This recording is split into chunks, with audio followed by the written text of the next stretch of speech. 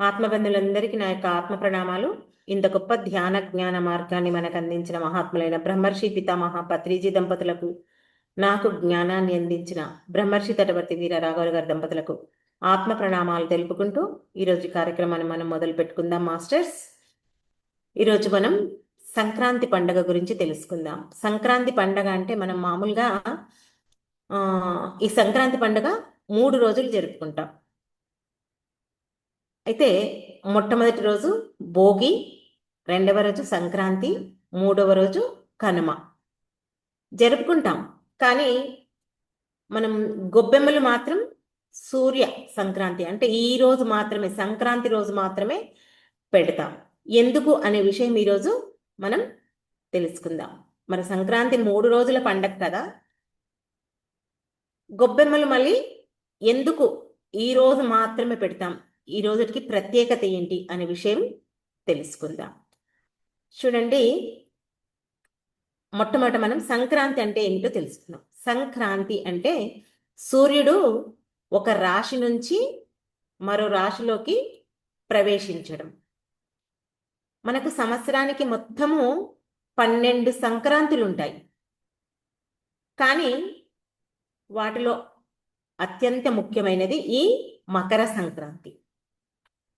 ఈ రోజున సూర్యుడు మకరంలోకి, ఆ మకర రాశిలోకి ప్రవేశిస్తాడు. అందుకే ఈరోజు ఉత్తరాయణం ప్రారంభమవుతుంది. అంటే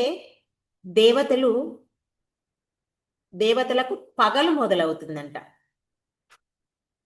ధర్మము, సాత్వికత, శుభశక్తులు ఈరోజు ఈ భూమి పైన బలంగా ప్రవహించే రోజు ఇది. మరి మనం గొబ్బెమ్మల విషయానికి వస్తే, గొబ్బెమ్మలు అనేది కేవలం అలంకరణ కాదు. అవి భూమాతకు, సూర్యుడికి, స్త్రీ శక్తికి అర్పించే నైవేద్య రూపం అంట. ఎవరికి? సూర్యుడికి, స్త్రీకి, స్త్రీ శక్తికి, భూమాతకు అర్పించే నైవేద్య రూపం. మరి ఈ ఆవు పేడతో గొబ్బెమ్మలు చేస్తారు. ఆవు పేడ అంటే లక్ష్మీ స్వరూపం. శుద్ధి మనకు ఏమంటారు, ఆ గోవు పేడతో అలకడం వల్ల మనకు శుద్ధి జరుగుతుంది. చూస్తాం కదా, మనం వ్రతం చేసిన, యజ్ఞం చేసిన, ఎక్కడైనా సరే ఆవు పేడనే మనము ఎక్కువ శాతం ఉపయోగిస్తాం. తర్వాత ఆరోగ్యానికి కూడా బాగుంటుంది, సాత్వికతకు చిహ్నం. అయితే పేడలో సహజంగా శుద్ధి చేసే శక్తి ఉంటుంది. ఆవు పేడలో శుద్ధి చేసే శక్తి ఉంటుంది. అందుకే దేవాలయాల్లో కానీ, ఇండ్లలో కానీ, యాగాల్లో కానీ ఆవు పేడ వాడతారు. మరి గొబ్బెమ్మలను సంక్రాంతి రోజే పెట్టడానికి ప్రధాన కారణం ఏంటి అనే విషయానికి వస్తే, ఈ సంక్రాంతి రోజు భూమి, సూర్యుడు, మనిషి శరీరము 3 ఒకే తరంగంలో ఉంటాయంట. భూమి, సూర్యుడు, మనిషి యొక్క శరీరం 3 ఒకే తరంగంలో ఉంటాయంట. భోగి రోజున పాతదాన్ని వదిలిపెట్టే ప్రక్రియ జరుగుతుందంట. తర్వాత భోగి మంటలు, మరి పాత చెత్త కాల్చడం అంటే శరీర మనసు యొక్క శుద్ధి. కనుమ పండుగ రోజున ప్రకృతికి కృతజ్ఞత, పశువులకు, వ్యవసాయానికి పూజ. కానీ సంక్రాంతి రోజు మాత్రమే సూర్యుడు నిజంగా మారుతున్నటువంటి క్షణం. మరి ఆ మార్పు క్షణంలోనే గొబ్బెమ్మలు పెట్టడం వల్ల భూమాత శక్తిని ఆహ్వానించినట్టు అవుతుందంట. గొబ్బెమ్మల మధ్యలో దీపాలు కూడా పెడతారంట కొంతమంది. ఇది చాలా ముఖ్యమైనటువంటి అర్థం కూడా కదండి. ఏంటంటే గొబ్బెమ్మలు అంటే భూమి తత్వం, దీపం అంటే అగ్నితత్వం, సూర్యుడు అంటే ఆకాశతత్వం. ఈ 3 ఎప్పుడైతే కలుస్తాయో ఈ సృష్టిలో ఒక సమతుల్యత అనేది ఏర్పడుతుందంట.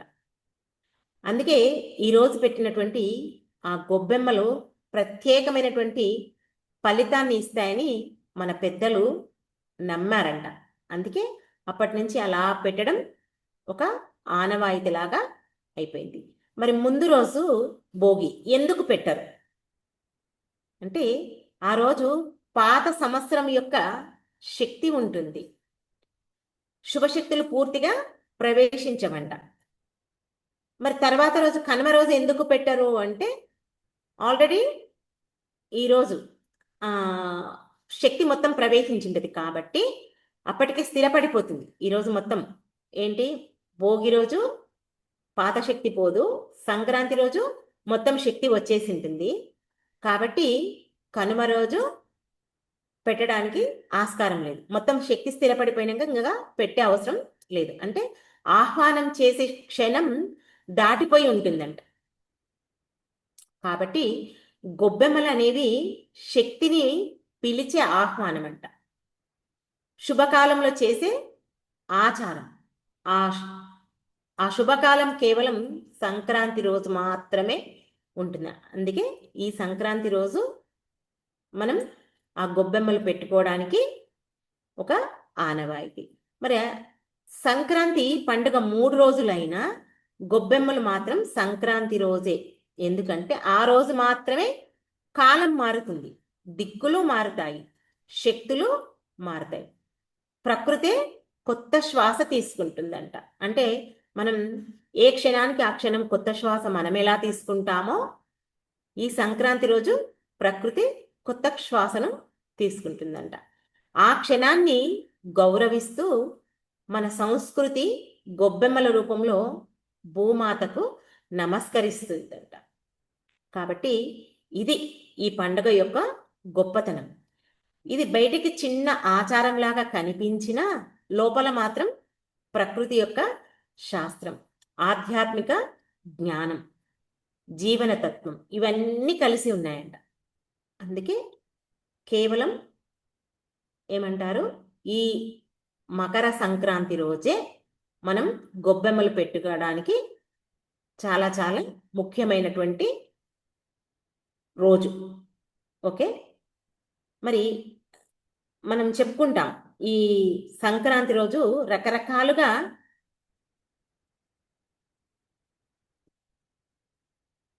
ప్రత్యేకతలు ఉంటాయి. ఒక్కొక్క రోజు దానికి చూడండి కథలు ఉన్నాయి. దీనికి కూడా, సంక్రాంతి దానికి కూడా. పూర్వమంట సగరుడు అనే రాజు ఉండేవాడంట. ఆయనకు 60,000 మంది కొడుకులు ఉన్నారంట. వీళ్ళంతా ఒకసారి కపిలముని ఆశ్రమంలోనికి ప్రవేశించి ఆయన తపస్సుని భంగం చేశారంట. దాంతో కపిలముని వాళ్ళందరినీ బూడిదగా మార్చేసిందంట.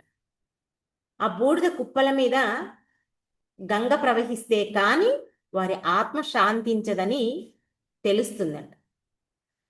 మరి ఆకాశంలో ఉండే గంగను ఎవరు నేల మీదకి తేలేకపోయారంట.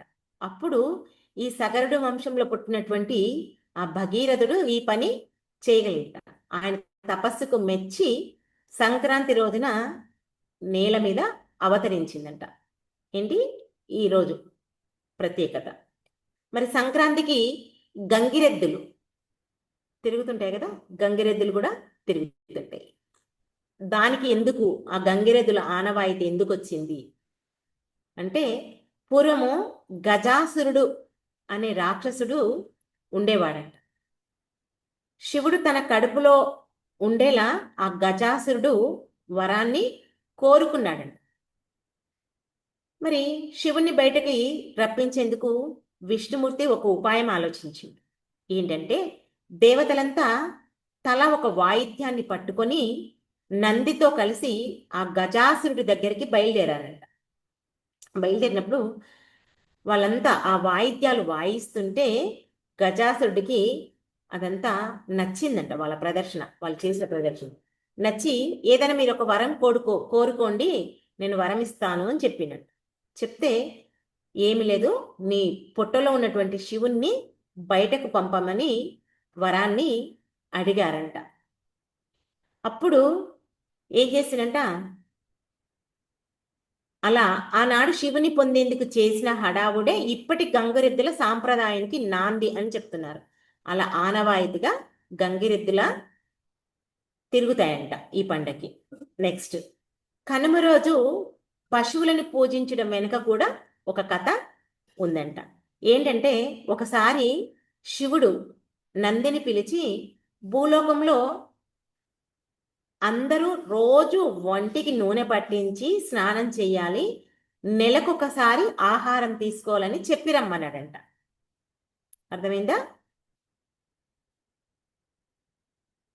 అయితే ఈయనేం చేసిందంట, ఆ నందికి చెప్పిన మాట నెలకొకసారి తీసుకుంటే దాంతో ఈయన నంది అయోమయంలో రోజు ఆహారం తీసుకోవాలి, నెలకొకసారి నూనె పట్టించి స్నానం చేయాలని చెప్పిందంట. ఎవరు? నంది. దాంతో శివుడికి కోపం వచ్చిందంట. కోపం వచ్చి మరి రోజు తినాలంటే చాలా ఆహారం కావాలి కదా, మరి ఆ ఆహారాన్ని పండించేందుకు నువ్వే సహాయపడాలి అని చెప్పి శపించాడంట. అందుకే అప్పటి నుంచి ఎద్దులు వ్యవసాయంలో సహాయపడుతున్నాయంట. కాబట్టి కనుమ రోజు పశువులని సాక్షాత్ నందీశ్వరులుగా భావించి పూజ చేస్తారంట. ఇది కనుమ రోజు పశువులను పూజించే దానికి అంతరార్థం. మరి ఇంకా సంక్రాంతి గాలి పటాలు ఎగరేస్తారు, అవునా? ఎందుకు?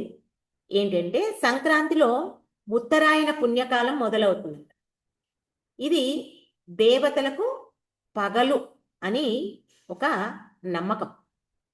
దేవతలంతా ఈ కాలంలో ఆకాశంలో విహరిస్తారంట. దేవతలకు స్వాగతం పలిగేందుకు, వారి దృష్టిని ఆకర్షించేందుకు గాలిపటాలు ఎగిరేయాలని చెప్తారంట. అందుకే సంక్రాంతి పండగకి గాలిపటాలు ఎగిరేస్తారంట. ఓకే. మరి సంక్రాంతితో పాటు ఇంటింట అడుగుపెట్టే హరిదాసు కూడా ఉంటాడు కదా, దాని గురించి ఏంటి అంటే సాక్షాత్తు శ్రీకృష్ణ భగవానుడే హరిదాసు రూపంలో మన ఇంటికి వస్తాడంట. మరి ఆయన తల మీద ఉండే పాత్ర ఈ భూమికి చిహ్నమని చెప్తారు. అందుకే ఆ పాత్రను హరిదాసులు నేల మీద పెట్టరంట. భిక్ష పూర్తయి ఇంటికి చేరుకున్న తర్వాతనే దాన్ని కిందికి దించుతారంట. అంటే ఒక్కొక్క దానికి ఒక్కొక్క అర్థం ఉంది. మనం తెలియక గుడ్డిగా అన్ని చేసుకుంటూ పోతాం, కానీ దేన్ని ఆచరించమంటే గుడ్డిగా చెప్పిండ్రు, వింటున్నాం, కానీ దాని వెనుక ఉన్నటువంటి అంతరార్థాలు మనం తెలుసుకోవటం లేదు. మరి ఈరోజు నాకు తెలిసింది మీకు చెప్పాలనిపించింది, చెప్పాను. ఓకే మాస్టర్స్, ఈ అవకాశం నాకు ఇచ్చినందుకు మీ అందరికీ నా యొక్క కృతజ్ఞతలు. Thank you, thank you, thank you.